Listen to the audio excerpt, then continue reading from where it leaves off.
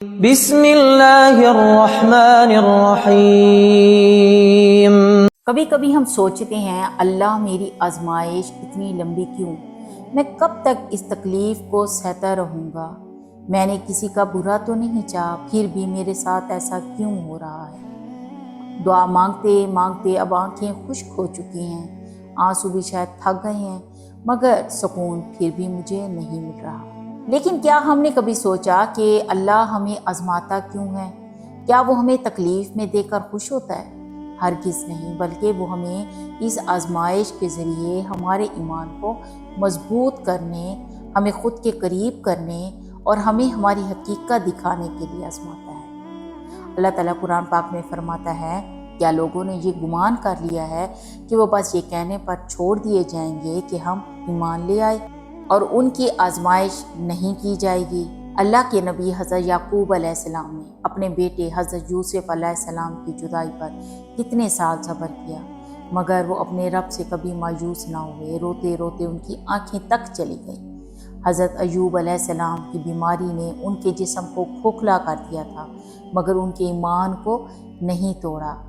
وہ شدید بیماری میں سب کچھ چھن جانے کے باوجود بھی اللہ سے شکوہ کرنا نہ ہوئے۔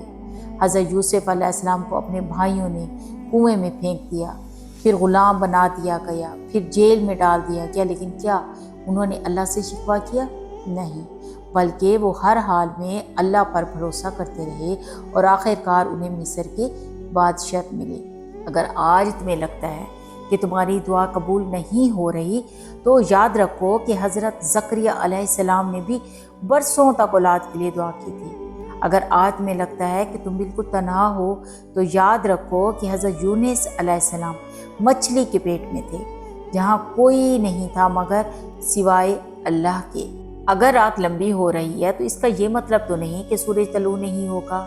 اگر مشکلات بڑھ رہی ہیں تو اس کا یہ بھی مطلب نہیں ہے کہ آسانی پھر آئے گی ہی نہیں، جبکہ اللہ تعالیٰ نے قرآن پاک میں فرما دیا ہے کہ بے شک مشکل کے ساتھ آسانی ہے۔ کبھی کبھی اللہ ہمیں اس لیے آزمائش میں ڈالتا ہے تاکہ ہم اس کی طرف لوٹ آئیں۔